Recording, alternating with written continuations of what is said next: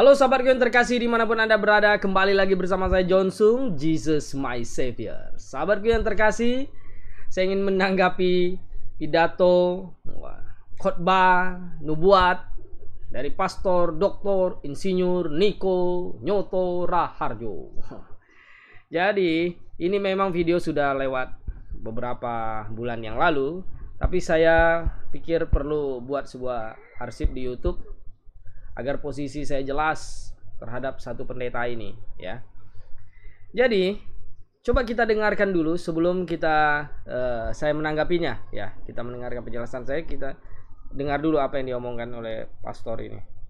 Saya diingatkan oleh seorang pendoa syafaat yang berkata kepada saya bahwa tulah di Mesir berhenti setelah anak domba Paskah disembelih.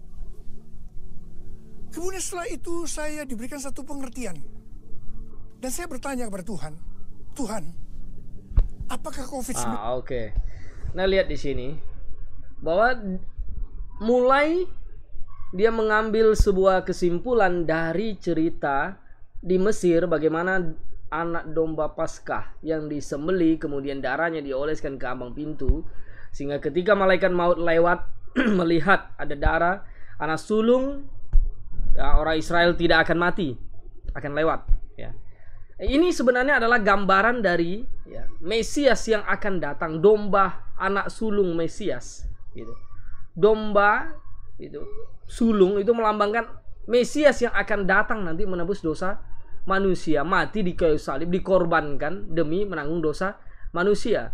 Oleh sebab itu ketika itu bangsa Israel diperintahkan, ya, ambil domba dan disembelih sambil mengaku dosa, darahnya dioleskan ambang pintu. Jadi ketika bangsa Mesir dan keluarga-keluarga yang lain tidak melakukan ini, semua anak sulungnya mati, binatang sampai manusia mati semua. Nah, kemudian pendeta Niko ini mengambil cerita dari sini, dia bilang, karena khotbah dia ini, pendeta Niko ini belum Paskah, sebelum Paskah ini, kalau tidak salah kurang lebih sebulan sebelum Paskah.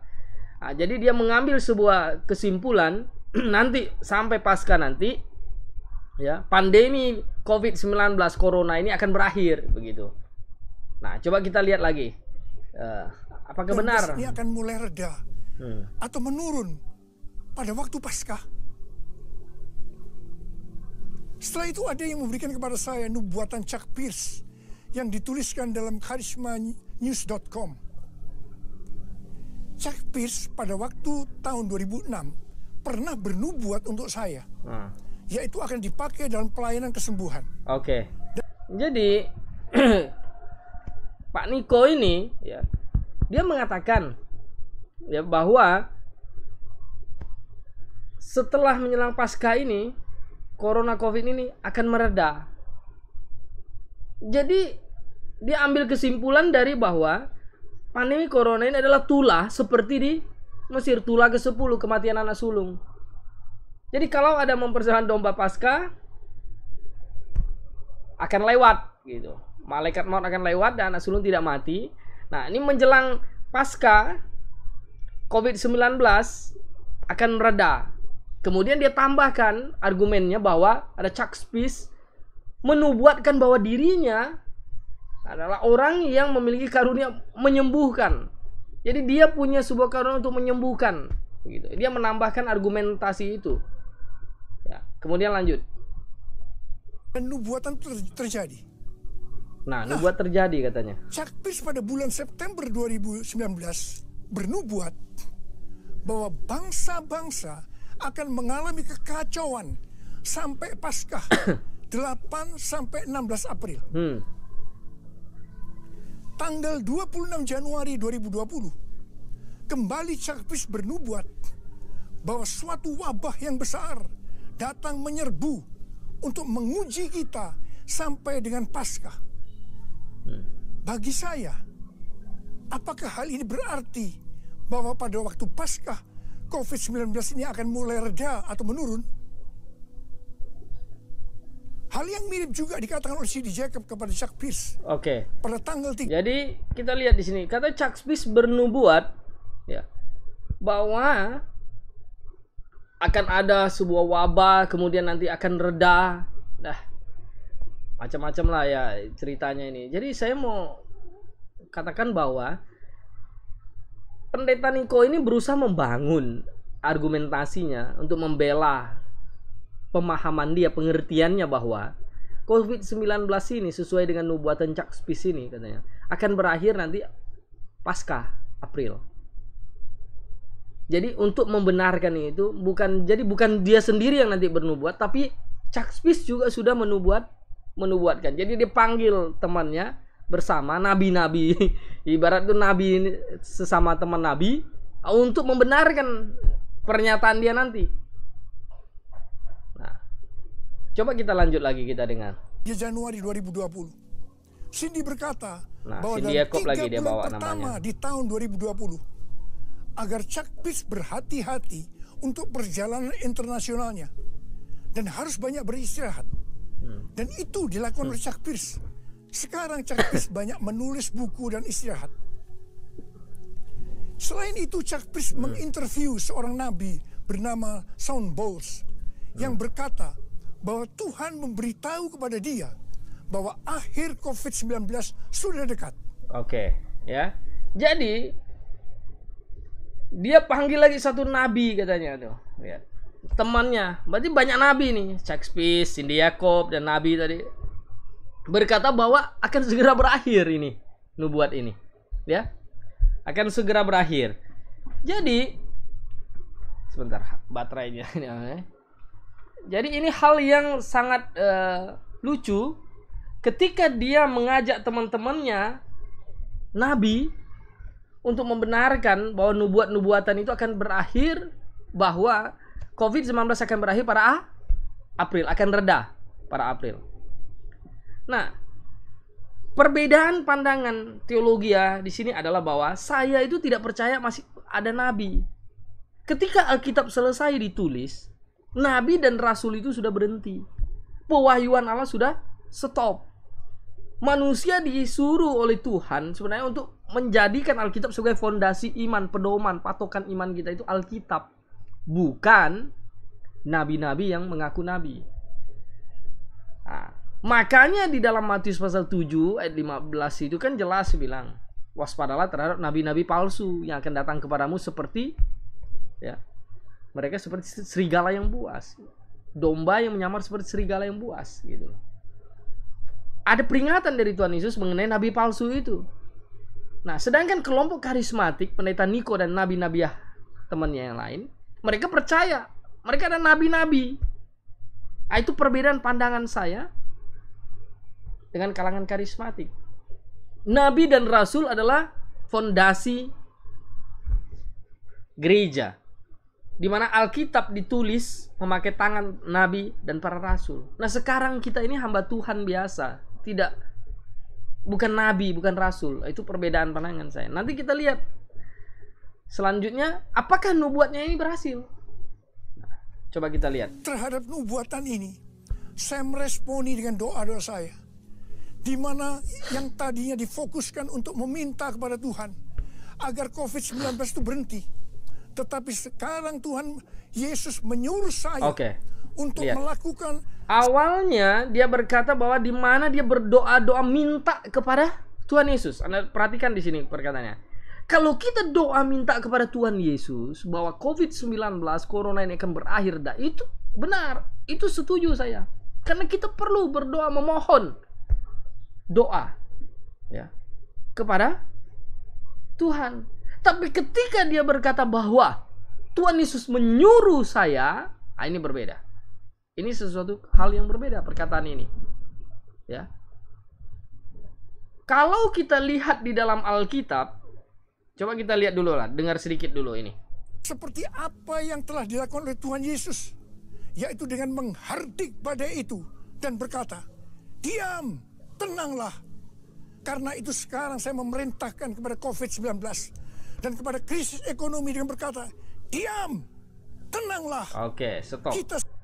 Nah, jadi, ya, dia mengakui bahwa Tuhan Yesus menyuruh dia untuk berkata. Ini bukan dia berdoa, ya, tapi dia mengklaim Tuhan Yesus menyuruh dia untuk memerintahkan kepada COVID-19 dan krisis ekonomi, diam tenanglah, seperti apa yang dilakukan Tuhan Yesus Kristus, menghardik badai. Ya, pada waktu bersama dengan murid-muridnya, badai itu berhenti, tapi dia menyamakan dirinya ingin seperti Tuhan Yesus. Sekali lagi saya mau katakan bahwa kalau dia berdoa, Tuhan, ya, kiranya Engkau tolong supaya COVID-19 ini segera berakhir dan krisis ekonomi segera reda. Serahkan kepada kuasa dan kasih-Mu. Kiranya Engkau menolong kami semua bangsa Indonesia. Yes, saya setuju. Tapi ketika dia mengklaim bahwa dia mendapatkan perintah, disuruh Tuhan Yesus, seperti Tuhan Yesus lagi, ini adalah sebuah hal yang menyesatkan. Kalau kita baca dalam Yeremia pasal 14 ayat 14 dikatakan, jawab Tuhan kepadaku, para nabi itu bernubuat palsu demi namaku. Aku tidak mengutus mereka, tidak memerintahkan mereka, dan tidak berfirman kepada mereka. Mereka menubuatkan kepadamu penglihatan bohong, ramalan kosong, dan tipu rekaan hatinya. Ini jelas nabi palsu kalau begitu. Memang dia belum berani ngaku terang-terangan dirinya nabi, dia ngaku temannya yang nabi, ya. Tapi dia melakukan praktek fungsi nabi. Nabi itu kan prophecy. Tugasnya itu bernubuat, menceritakan hal yang akan datang, yang Tuhan kasih tahu dia. Saya justru curiga Tuhan itu tidak kasih tahu si Pak Niko ini, tapi dia bergaya-gaya, ya, merasa terlalu pede untuk mengatakan Tuhan suruh dia. Nah, coba dengarkan lagi ini videonya. Sekarang memasuki peperangan rohani yang dahsyat. Mari, saya mengajak saudara untuk berdoa seperti itu. Kita memerintahkan kepada COVID-19 dan kepada krisis ekonomi dengan berkata, diam, tenanglah. Dalam melakukan peperangan rohani ini, saudara harus banyak berbahasa roh. Oke. Saya percaya setiap kita menginginkan agar badai COVID-19 dan krisis ekonomi cepat berlalu. Karena itu gereja Tuhan harus bersatu. Jangan saling menyalahkan. Oke. Coba kita lihat ya. Bahwa dia berkata bahwa mari kita, ya, mari kita berdoa. Nah, ini benar. Saya kalau benar harus katakan mana? Kalau dia mengajak kita berdoa bersama-sama untuk minta supaya corona berakhir, setuju. Ya. Tapi kalau dia berkata bahwa Tuhan perintahkan kepada dan suruh dia, ini salah. Nah, kemudian dia kata, mari kita berbahasa roh, apa segala macam. Di video yang lain dia ada berkata bahwa bahasa roh itu menurut Oral Roberts University menambah imunitas tubuh 30-40%. Ini konyol. Diketawakan nanti sama para ahli saintis manapun, begitu loh. Nanti dokter semuanya bingung. Ya udah, kenapa tuh banyak pendeta-pendeta yang bisa bahasa roh mati semua kena COVID-19? Kan konyol nanti jadinya. Jadi ketahuan kita orang Kristen. Jadi sahabatku dimanapun Anda berada, jelas Niko melakukan sebuah kesalahan yang besar, ya. Dia harus mengakui Tuhan tidak perintahkan kepada saya. Nah, kalau kita baca dalam Ulangan pasal 18 ayat 20 berkata, tetapi seorang nabi yang terlalu berani untuk mengucapkan demi namaku. Jadi pakai nama Yesus, mencatut nama Yesus, mencatut nama Tuhan, mencatut nama Allah, begitu. Nabi perkataan yang tidak kuperintahkan untuk dikatakan olehnya, atau yang berkata demi nama Allah lain, nabi itu harus mati. Jadi Tuhan itu sebenarnya tidak perintahkan kepada Niko untuk hari corona berhenti. Kalau Tuhan perintahkan kepada, oh pasti berhenti. Saya yakin, saya orang yang paling percaya bahwa kuasa Yesus dahulu, sekarang, dan selama-lamanya tidak pernah berubah. Ya dan amin. Jika Tuhan Yesus berkata reda corona, reda semua. Tapi Tuhan tidak perintahkan itu. Dia saja yang sok-sokan merasa, oh Tuhan perintahkan kepada saya. Jadi sahabatku yang terkasih dalam Tuhan, dia menggenapi apa yang ditulis dalam kitab Ulangan ini. Seorang nabi yang terlalu berani untuk mengucapkan demi nama aku perkataan yang tidak kuperintahkan dikatakan olehnya, atau yang berkata demi nama lain, nabi itu harus mati. Apabila seorang nabi berkata demi nama Tuhan dan perkataannya itu tidak terjadi dan tidak sampai, maka itulah perkataan yang tidak difirmankan Tuhan. Dan dengan terlalu berani nabi itu telah mengatakannya, maka jangan gentar terhadapnya. Maka itu saya tidak gentar sedikit pun sama Pendeta Niko, saya harus sebagai hamba Tuhan, saya harus menyatakan yang salah dan harus memberitakan yang benar agar masyarakat Indonesia, bahkan orang-orang di seluruh dunia harus tahu bahwa ini model seperti inilah nabi palsu. Di dalam Matius juga Tuhan Yesus mengingatkan, Matius 7 ayat 22. Pada akhir zaman banyak orang bernubuat demi namaku, melakukan mujizat demi namaku, mengusir setan demi namaku. Tapi Tuhan akan berterus terang kepada mereka dan berkata, "Enyalah engkau pembuat kejahatan." Nah, model-model seperti inilah, nabi-nabi palsu seperti inilah yang membuat kejahatan. Bersama saya John Sung. Jika engkau mendukung pelayanan saya, tolong kasih subscribe dan share video-video penjelasan firman Tuhan dari saya. Jesus my Savior, John Sung.